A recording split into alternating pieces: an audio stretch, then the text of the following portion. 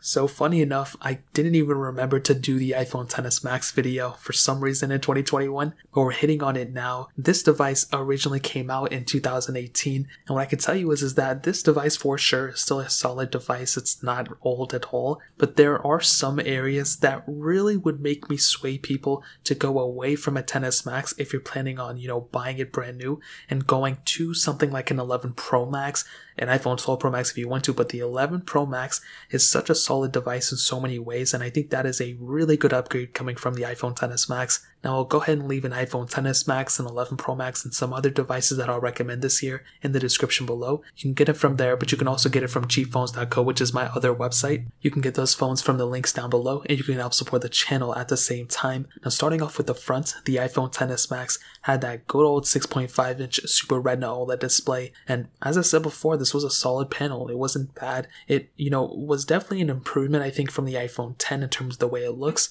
but this was a bigger iPhone, and I definitely do like a bigger display. I'm not a huge fan of like the mini series or like super small devices, so the bigger the better, and I really do think the XS Max had a solid screen on the front. It was a pretty high resolution as well, and I think for sure this is a panel that still holds up. You look at the 12 Pro Max, it's a very good panel too. It's pretty much the same thing. I think the biggest downsides are the notch, no fingerprint sensor in the display, and also the 120 Hz or lack thereof. So I think that's kind of a disadvantage, but as I said before, take it as you will. I really don't think it's a crazy big deal, but coming from, in the next year or two, if Apple makes some really big improvements for their displays, this panel is probably going to feel a little bit older. You still have a lightning port on the bottom of this phone, no expandable storage or anything like that on any iPhone, and on the back, you have that standard glass back, which as I said before, still feels and looks very good. It's not like the frosted glass backs that we had on something like the Galaxy Note 20 Ultra, the S21 Plus, or the iPhone 11 Pro or 12 Pro, but it still feels pretty good. And I think for the most part, if you're going to use this phone as an everyday phone, you're probably going to have a really good experience with the build quality of this device, and you have that dual camera setup on the back as well. And I will tell you, feeling this phone in the hand, doing things with it, holding it, this is a solid contender for still a very good feeling phone. It's not like an insanely thick phone, so for the size, it holds pretty well in the hand. It's not like it's going to fall or anything like that. Like, it's a very solid phone. You have IP certification on this thing too, so there's still a lot of reasons why this thing still holds up extremely well to like the next flagship phones of the iPhone 12 Pro Max.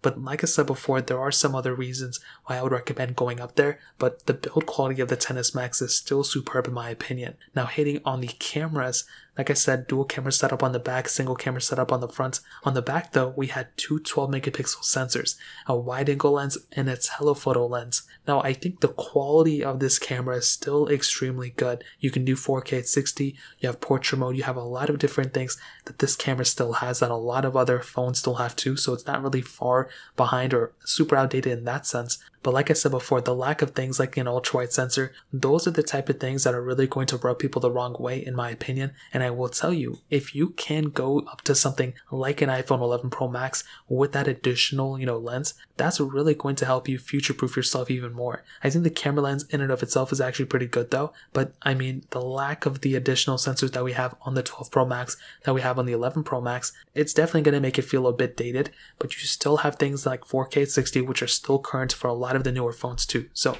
not really a crazy big deal in that sense, but flipping over to the front, you have a single 7 megapixel sensor there, and you can do 1080p at 60 frames per second, which I think is great, but you are tapped out at that resolution. You cannot go any higher than that, and as I said before, I think that is kind of a strange thing. I wish this thing could have been a little bit of an improvement in that sense. I wish we could have gotten like 4K at 60 on the front, but unfortunately we did not get that capability. So again, there's nothing we can really do about it in that standpoint, but I think at the end of the day, the camera on this thing, both the front and the back, are solid contenders for still extremely good camera setups for sure. They're definitely not the best, they're definitely not perfect right now, but they are good enough for a lot of people, and as long as you don't care about having an ultra-wide sensor or like the best front-facing camera, I think you're definitely going to be okay with this specific camera. So in terms of that pretty much covers it up in the camera standpoint. Now moving on to, I think, simultaneously the best and the worst thing about this phone, which is the software, which is still amazing, and the battery life, which is the worst thing about this phone. It's not even that bad,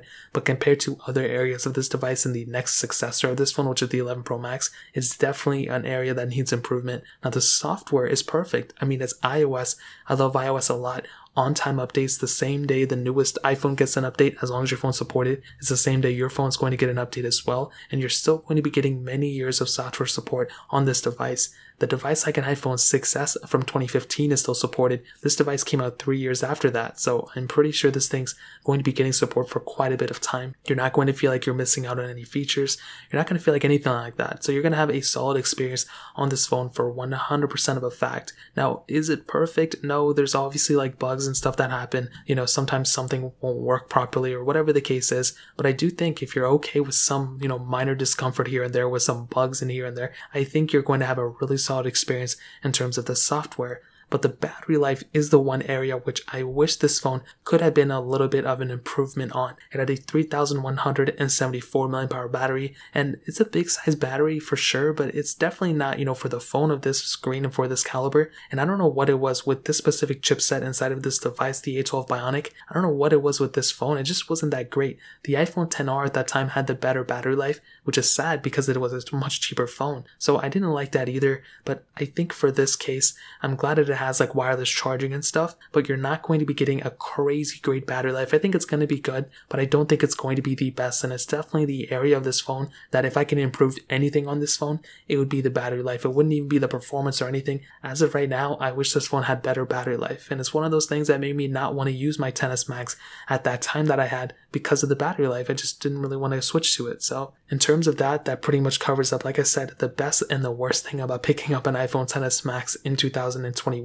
Now moving on to the performance, I mean, this thing has that Apple A12 Bionic chip inside of it with 4 gigabytes of RAM. Now what I can tell you about the performance is that this phone is still a very solid performing phone for sure. It's not slow, it's not anything like that. Really, anything you're going to do on this phone, you're going to have a solid experience in. Now starting off with basic tasks, if you're just emailing people, texting people, responding to whatever, you're going to be perfectly fine. This phone is going to be able to handle that perfectly fine, so don't worry about that. If your use case is a little bit more intensive, let's say you're taking a bunch of photos and you're editing those photos on your phone and you're doing some light games here and there, but you're typically just going on Snapchat, TikTok, maybe editing TikToks here and there, you're going to be perfectly fine for that too. This is going to be able to handle pretty much anything you're going to throw at it in those 2 levels. But even on the 3rd level, the higher intensive gaming, you're editing huge videos and you're doing a bunch of 4K footage and all that stuff, you're going to be perfectly fine there too. I really don't think there's an area of this phone yet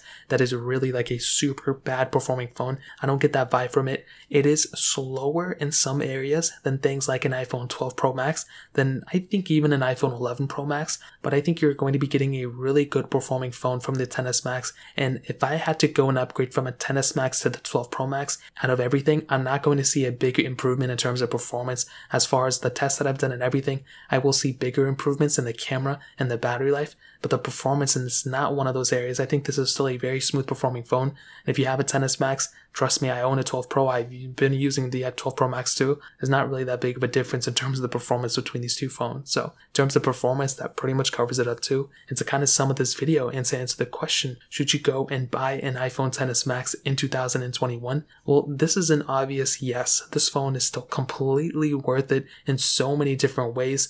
But as I said before, it isn't the perfect phone in every way. It is in some ways, but it's not perfect in every way.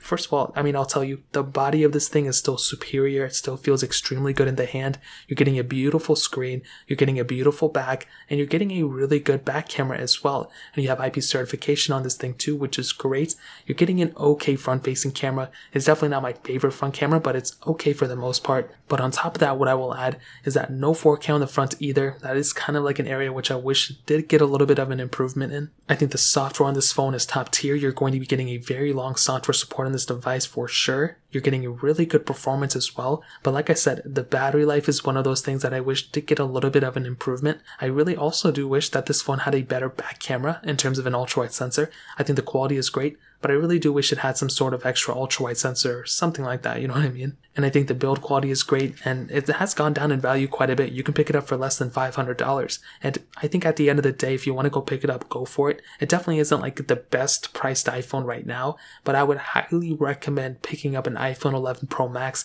over the XS Max. Even though we already have the 12 Pro Max out, I would still rather pick up an 11 Pro Max as of this point. I feel like that phone is obviously going to be lasting longer, but it's better built in my opinion. You have that additional sensor, so a better camera, and you're getting much better battery life from that device too. So that's why I think the 11 Pro Max is the much better phone and worth the upgrade going from the XS Max. So take it as you will. Like I said, those phones will be linked down below. But you can also get them from cheaphones.co, which is my website. Get them from either or. You can help support the channel at the same time. If you have any other questions, leave them down in the description as well. Hit the like button, but definitely hit that subscribe button. Every single subscriber that we get really does count. So it means so much if you guys can hit that. Check out the other links to whatever I already said that. More importantly, everything else, every single one of you guys. Hopefully I'll catch you guys in the next video. Peace out till then.